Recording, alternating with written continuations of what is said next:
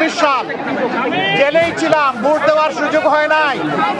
এই তিনটা ভোট হারানোর পরে আজকে আলহামদুলিল্লাহ আল্লাহ তাআলা আমাদেরকে ভোট দেওয়ার সুযোগ দিয়েছেন। আমি মহান রব্বুল আলামিনের শুকরিয়া আদায় করি।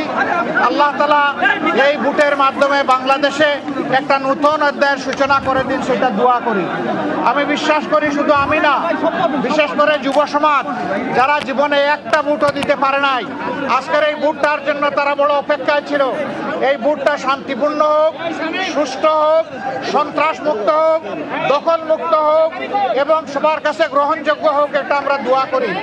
এই ভোটের মাধ্যমে আগামীতে এমন সরকার গঠিত হোক যেই সরকার কোনো ব্যক্তি পরিবার দলের হবে না, বরঞ্চ যে সরকার হবে 18 কোটি মানুষের, জনগণের সরকার। আমরা সেই সরকার গঠনের ব্যাপারে আশাবাদী। আপনারা আমাদের জন্য দোয়া করবেন। আজকে এই ভোট দিয়ে আমরা এখান থেকে শুরু করলাম, পরবর্তী পর্যায়ে অন্যান্য কেন্দ্রেও যাব, একটু দেখব।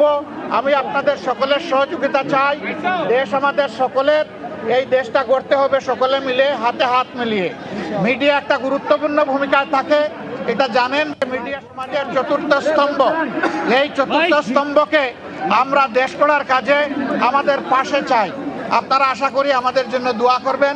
আপনাদের ভালোবাসার আমরা অত্যন্ত আকাঙ্ক্ষী, আমরা আকাঙ্ক্ষা করি আপনাদের ভালোবাসা পাবো এবং আগামী দিনগুলোতে ইনশাআল্লাহ আমরা দেশ গড়ার কাজে হাতে হাত মিলিয়ে, কাঁধে কাঁধ মিলিয়ে একসাথেই আমরা চলবো ইনশাআল্লাহ।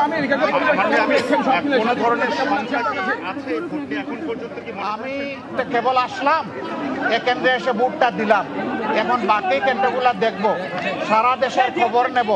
আমরা ছোটোখাটো কোনো বিষয় হলে অবশ্যই এগুলাকে ইগনোর করব, কিন্তু বড় কোনো বিষয় হলে আমরা ছাড় দিব না এবং আমাদের যা করা প্রয়োজন তাই করব।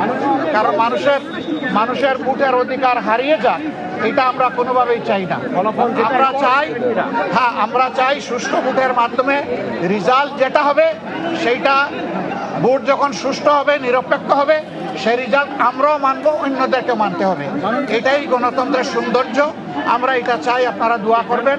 আজকের ভোটের আবারও সাফল্য কামনা করে সারা দেশবাসী প্রত্যেকটা ভোট শান্তিপূর্ণভাবে, নিরাপদে, নিঃশঙ্ক চিত্তে যাতে সবাই দিতে পারে, নারী পুরুষ সবাই মিলে। এই জন্য আমি সকলের প্রতি আহ্বান জানাচ্ছি, সবাই আসুন, যার যার ঘর থেকে বেরিয়ে এসে নিজের অধিকার প্রয়োগ করুন এবং রাষ্ট্র গঠনের আপনি গর্বিত অংশীদার হন এবং আপনার দায়িত্বটাও আপনি পালন করুন।